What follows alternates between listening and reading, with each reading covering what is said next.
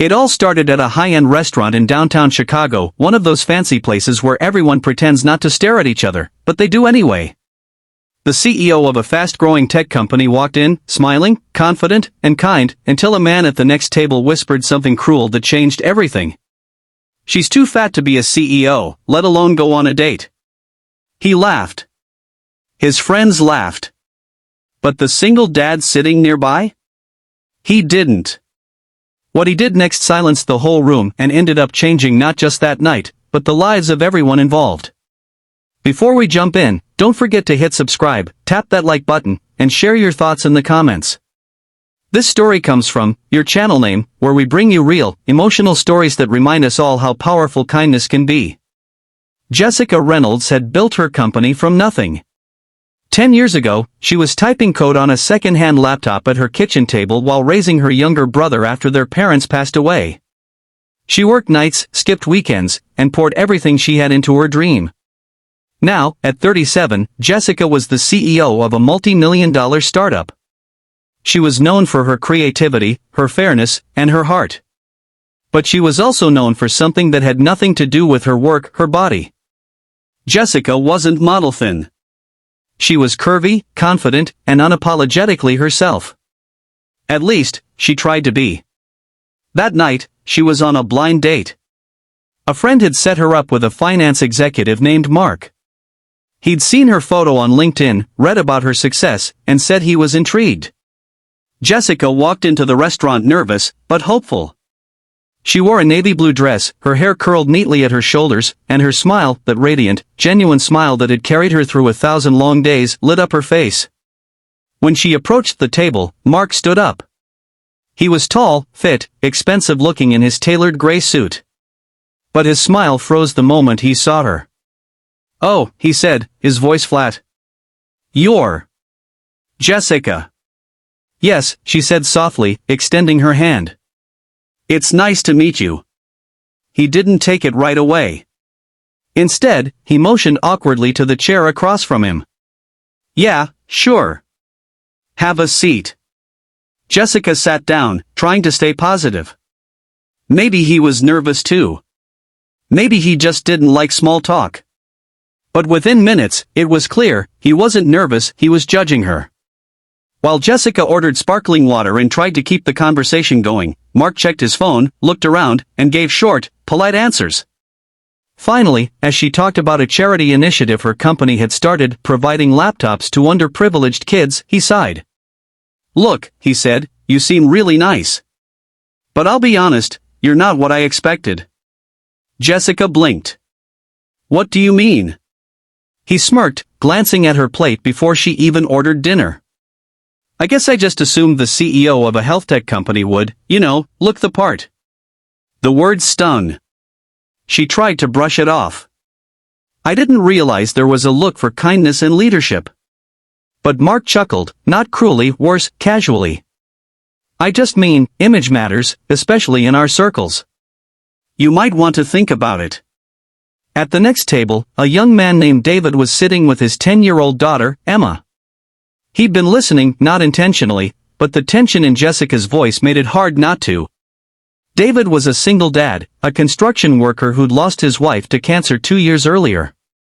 Since then, he'd been doing his best to raise Emma alone, teaching her to be kind, brave, and to never let anyone feel small. Emma had been coloring quietly, but she looked up now, her little brow furrowed. "Daddy," she whispered, "why is he being mean to that lady?" David glanced at her. "He shouldn't be," he said softly. And that's when Mark said it, the sentence that froze the air. "You're too fat to be a CEO, Jessica. I mean, let's be honest, people judge.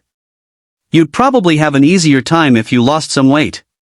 The restaurant went silent. Jessica's face flushed red. She stood up slowly, her chair scraping the floor. "I hope," she said, voice trembling, "you never have to teach your daughter what it feels like to be belittled for how she looks." Mark rolled his eyes. "Oh, come on, don't be dramatic." That's when David stood up. His voice wasn't loud, but it carried enough weight to stop every whisper in the room. "She's not being dramatic," he said. "She's being disrespected." Mark turned. Excuse me? David took a deep breath. I said, you're disrespecting her. And you're doing it in front of a little girl who's learning how men should treat women. The room stayed quiet. Jessica looked at him, startled. David continued. You talk about image like it's everything, but real men, real people, see character first. That woman you just insulted probably worked harder than you ever have in your life. Mark scoffed. You don't even know her. David smiled. I don't have to. I can tell by the way she handled your arrogance with grace. A few people started nodding. Someone at another table muttered, he's right. Mark's face flushed. He grabbed his jacket. Whatever. I don't need this. He stormed out, leaving Jessica standing there, stunned. The restaurant stayed quiet until Emma whispered, Daddy, can we go say hi to her? David nodded. They walked over to Jessica, who was still holding back tears. Hi, Emma said softly. You look really pretty. I like your dress. Jessica knelt to meet her eye level, smiling despite the lump in her throat. Thank you, sweetheart. You have a beautiful heart. David extended his hand. I'm sorry you had to go through that. Some people never learn kindness.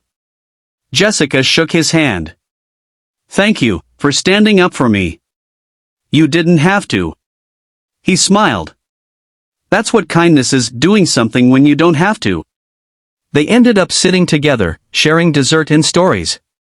Jessica learned that David worked long hours just to make ends meet but never complained. She saw the same strength and humility she'd spent years trying to foster in her company. Emma told jokes and made Jessica laugh for the first time that night. By the time the check came, the pain had started to fade, replaced by something new, hope. Over the next few weeks, Jessica couldn't stop thinking about that moment. The man who had humiliated her was gone, but the man who stood up for her, a stranger, had reminded her of something she'd nearly forgotten: kindness still exists. She reached out to David to thank him again. They met for coffee. Then lunch. Then, slowly, friendship grew into something deeper. David didn't see her as a CEO or a headline or a stereotype. He saw her as a person, someone real, flawed, and strong. And Jessica saw him as the kind of person the world needed more of: humble, decent, and brave enough to speak when others stayed silent. Months later, she invited him to speak at her company's leadership event about empathy and integrity in everyday life. When David stepped on stage, nervous but determined, he looked at the audience and said, I'm not a CEO. I'm not rich. But I've learned something important: kindness doesn't come from power. It comes from courage. The crowd gave him a standing ovation.